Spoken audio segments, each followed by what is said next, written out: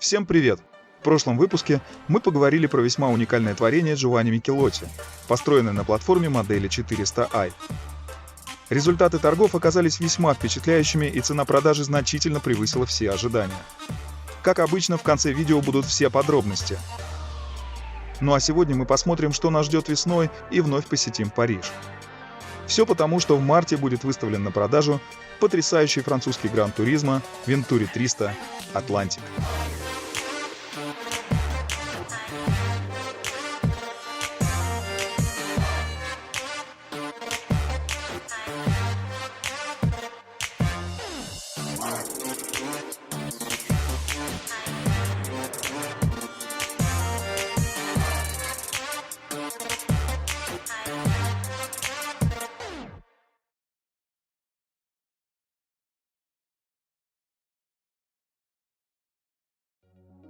Бывшие сотрудники фирмы Ульес инженер Клод Пуаро и дизайнер Жерар Готфруа решили объединить усилия в создании автомобиля класса Гран-туризмо.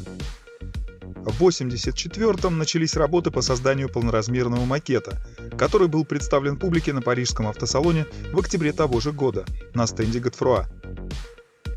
Он получил название Venturi, да, именно с буквой Y в конце слова, и представлял собой двухместное купе со среднемоторной компоновкой с рядным четырехцилиндровым двигателем от Volkswagen Golf GTI и с кузовом из стеклопластика, выполненным в модном тогда клиновидном стиле. Коэффициент аэродинамического сопротивления составил впечатляющие 0,31. За внешний вид отвечал Жерар Готфруа. После парижского автосалона проект приметил банкир Эрве Булан, выступивший поначалу инвестором, а впоследствии ставший генеральным директором компании. С его помощью идеи превратились в реальное производство. Вновь образованное предприятие получило название Manufacture de Voiture de Sport, более известное в виде аббревиатуры MVS, а разрабатываемую модель переименовали в Venturi. Предполагается, что это был маркетинговый ход, и крайнюю букву заменили на I с прицелом на Ferrari. Кстати, название Venturi часто связывают с одноименным эффектом, который важен в аэродинамике. Зачастую многие слышали о нем как о граунд-эффекте. Его суть заключается в том, что если обеспечить ускорение проходящего под днищем автомобиля воздуха, то вследствие эффекта Venturi под ним возникает область пониженного давления, создающая дополнительную прижимную силу. Понимая, что с двигателем от Golf, даже заряженным, составить конкуренцию Ferrari было невозможно, Пуаро и Готфруа остановились на двигателе V6 от совместного проекта Peugeot-Renault-Volvo, сокращенно PRV, выдававший 200 лошадиных сил. В качестве трансмиссии использовали механическую коробку от Matra Murena, а в ходовой части – компоненты подвесок Peugeot 205 GTI и Renault 25.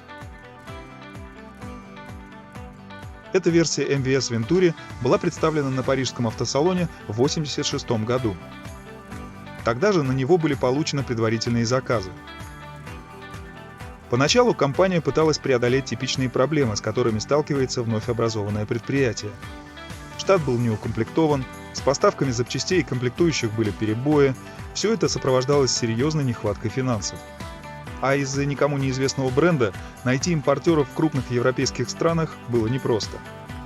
Кроме того, отсутствовала сеть сервисного обслуживания, и состоятельным клиентам приходилось судорожно думать о поездке за сотни километров до ближайшей мастерской. Потому в первый год было построено всего 5 экземпляров MVS Venturi, но к 1989-му удалось продать уже 140 единиц. На выбор покупателям предлагали пятиступенчатую механическую или автоматическую коробку передач. Расширяя линейку моделей, на парижском автосалоне 1988 года показали двухместный кабриолет MVS Transcab. Его особенностью стала оригинальная конструкция складной жесткой крыши. Сначала автомобиль превращался в таргу с помощью демонтажа средней секции. А затем его можно было превратить в полноценный кабриолет, опустив за передние сиденья заднюю часть крыши. Схема вышла достаточно мудреная, и по причине затянувшейся настройки механизмов выпуск серийной версии был отложен почти на год. В продажу она поступила под именем Venturi Transcab 200, и всего с октября 1989 по 90-е годы было произведено 19 единиц. Смена имени произошла не случайно. В том же 1989 году из-за вышеобозначенных проблем компания МВС переходит под контроль финансовой группы Primvest, принадлежавшей миллионеру Дидье Примату, и меняет свое название на Venturi Automobiles. Теперь все модели обозначаются по мощности двигателя. Venturi 210 оснащалась 2,5-литровым двигателем V6 PRV. Venturi 260 – турбированной версией того же мотора, но с объемом 2,8 литра. Venturi 160 имел атмосферный силовой агрегат того же объема и предназначался для японского рынка. А Venturi 180, разработанный для Италии, получил рядный четырехцилиндровый двигатель объемом 2 литра и мощностью 185 лошадиных сил, позаимствованный у Renault 21 Turbo. Установка такого малообъемного мотора помогла обойти высокий налог в Италии на силовые агрегаты объемом более 2 литров. Кстати, точно так же в начале 80-х поступила Ferrari, уменьшив двигатель Ferrari 308, выпустив вариант 208 GTB.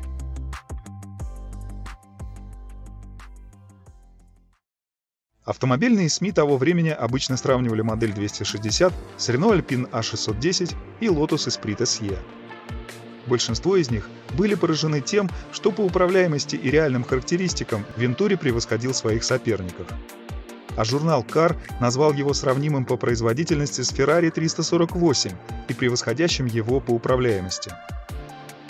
Удивительно, но Venturi также получил максимальную оценку за салон. Несмотря на то, что большинство переключателей было позаимствовано у разных серийных моделей, они оказались хорошо интегрированы, да и общее качество сборки впечатлило журналиста. В отличие от других среднемоторных спортивных купе, здесь было достаточно места в салоне, а смещение педалей отсутствовало. Еще до появления Honda NSX Venturi показал, что концепция спорткара не обязательно должна идти в ущерб повседневной практичности. Из-за расширения модельной линейки и увеличения объемов производства строится новый завод в городе Куэрон, в департаменте Атлантическая Луара. Муниципалитет был заинтересован в новых рабочих местах и поэтому даже спонсировал постройку испытательного трека при производстве. В честь запуска нового завода в 1991 году выпускается ограниченная версия Venturi 260 Atlantic. Всего было построено 25 единиц таких автомобилей.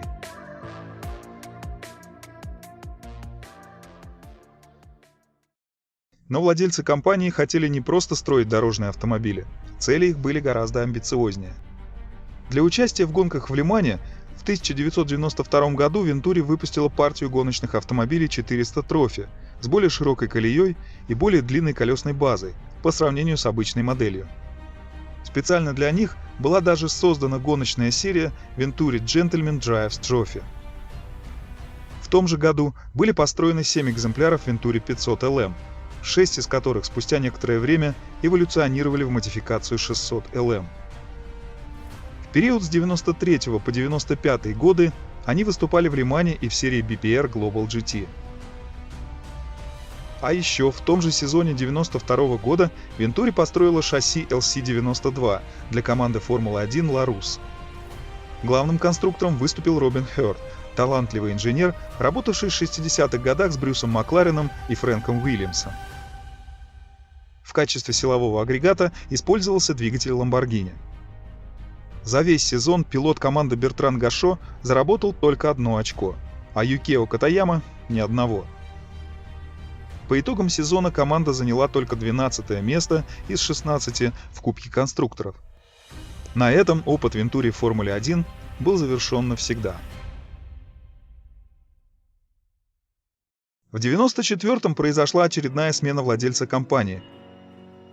В этот раз ее выкупил и возглавил шотландский предприниматель Хоберт О'Нил.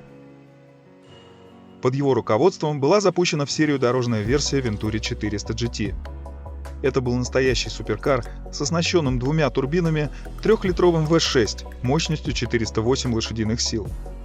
Он был способен разогнать спорткар до 100 км в час за безумные для 90-х годов 4,5 секунды. А максимальная скорость составляла 291 км в час. Внешне он отличался расширенными колесными арками, удлиненной базой, большим задним антикрылом в стиле Ferrari F40 и, как считают многие источники, на него были установлены первые в мире карбон-керамические тормоза среди серийных автомобилей.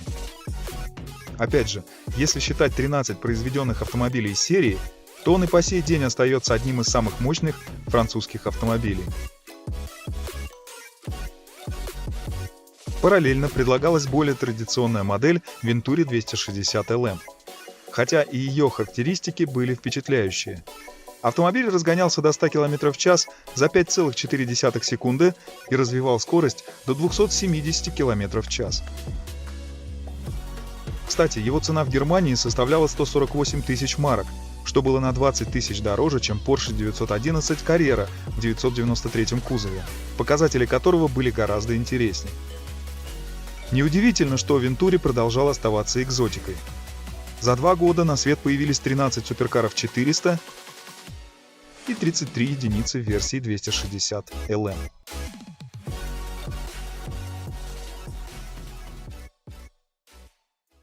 В 1996-м Venturi вновь лихорадит, и на этот раз собственником становится тайская фирма Nakarin Benz. Новые владельцы решают заниматься исключительно дорожными автомобилями. В продажу поступает модель Venturi Atlantic 300, дизайн которого отличался более плавными линиями. Зачастую ее сравнивали с Ferrari 348 или F355. На нее уставился все тот же двигатель PRV V6 объемом 3 литра, а максимальная скорость составляла 280 км в час. Всего за 2 года выпустили 44 единицы.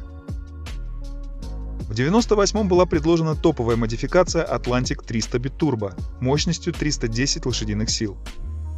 До момента, пока фирму не выкупил очередной владелец, произвели всего 13 единиц в подобном исполнении. Кстати, в так называемый тайский период были выпущены спортивные версии Gran Turismo Venturi 400 GT Challenge 1997 года и Venturi 300 GTR 1999. Оба варианта крайне редки, так как было построено всего по 2 единицы каждый из них. К началу 2000 года клиентов стало слишком мало, поэтому производство было свернуто. Как выяснится чуть позже, пройдет совсем немного времени, и марка Venturi вновь вернется в автомобильный мир, не став очередной забытой вехой в автомобильной истории. Однако в том виде, в каком она задумывалась в 80-х, мы больше ее никогда не увидим. Со времен Ligier и Matra она стала единственным французским производителем спортивных автомобилей. Нацеливаясь на таких конкурентов, как Aston Martin, Ferrari и Porsche, в итоге модели Venturi остались практически неизвестными за пределами Франции. В общей сложности компания выпустила примерно 750 автомобилей.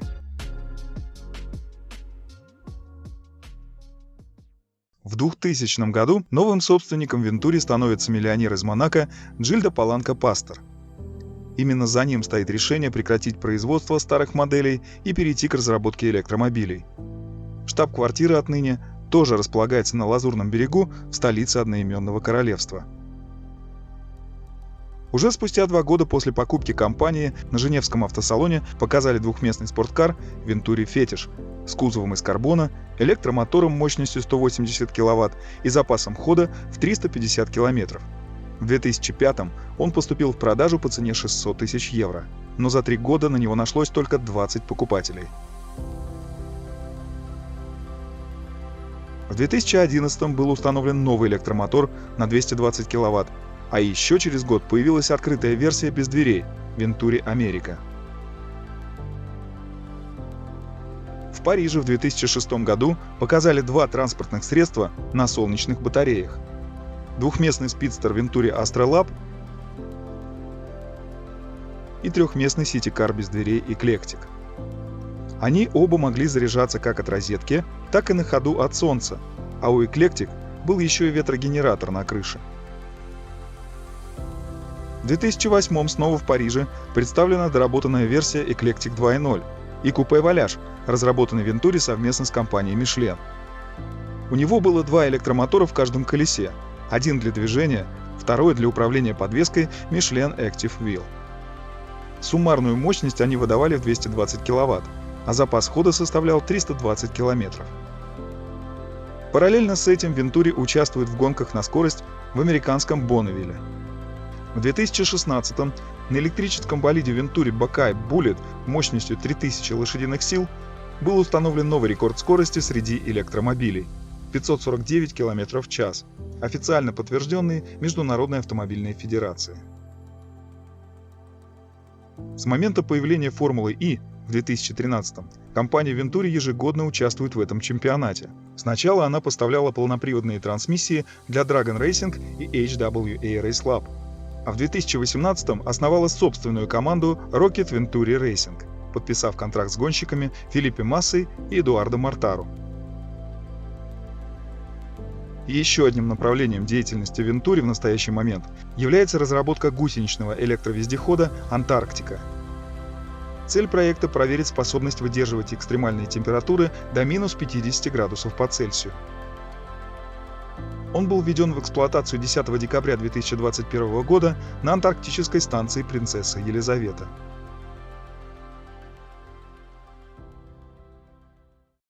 Ну а мы с вами давайте отмотаем немного назад, в те самые добрые старые времена, когда название Venturi в первую очередь ассоциировалось вот с этими потрясающими линиями, нарисованными Жераром Готфруа. Перед нами причина появления сегодняшнего видео – серебристый Venturi 300 Atlantic 1997 года. Спортивное купе было единственным Venturi 300, проданным новым в Италии. Его покупателем стал архитектор из Пармы. В 2015-м он вернулся во Францию, где был полностью отреставрирован и на текущий момент имеет оригинальный пробег менее 15 тысяч километров. Прежде чем рассказать о том, где, когда и за сколько его планируют продать, пару слов о рынке классических автомобилей Venturi до электрической эпохи. Как мы с вами поняли, каждая модификация была произведена в невероятно маленьких количествах, а потому и в продажу они попадают очень редко. Проанализировав результаты торгов за последние несколько лет, мы можем обратить внимание на максимальный разброс цен. Например, вот этот MVS Venturi 1988 года был продан на аукционе Historics в британском Аскоте за 15 тысяч фунтов, чуть больше 20 тысяч долларов. Venturi 260 Atlantic 1993 года, которых, напомню, было построено всего 25 штук, в 2020 с помощью Art Courier ушел с молотка в Монако за 60,5 тысяч долларов. А дороже всех в 2019 году в Париже была продана дорожная конверсия гоночного Venturi 400 Trophy. Sotheby's реализовал его за 132 тысячи евро, примерно 150 тысяч долларов. Есть предположение, что рынок все еще продолжает недооценивать марку Venturi, и потому ценники не столь впечатляющие. Однако, учитывая уникальность произведенных автомобилей, их самобытность и любопытную историю, хочется верить, что шансы на рост цен в будущем достаточно велики. Вот и посмотрим вместе, за какую цену окажется проданным Venturi 300 Atlantic в марте 2022 года в Париже. Специалисты Art Courier считают, что им удастся найти ему нового владельца за сумму в пределах 90-112 тысяч долларов. А на сегодня все. Спасибо, что интересуетесь классическими автомобилями и заглядываете на канал. Никогда не болейте, ну а пока.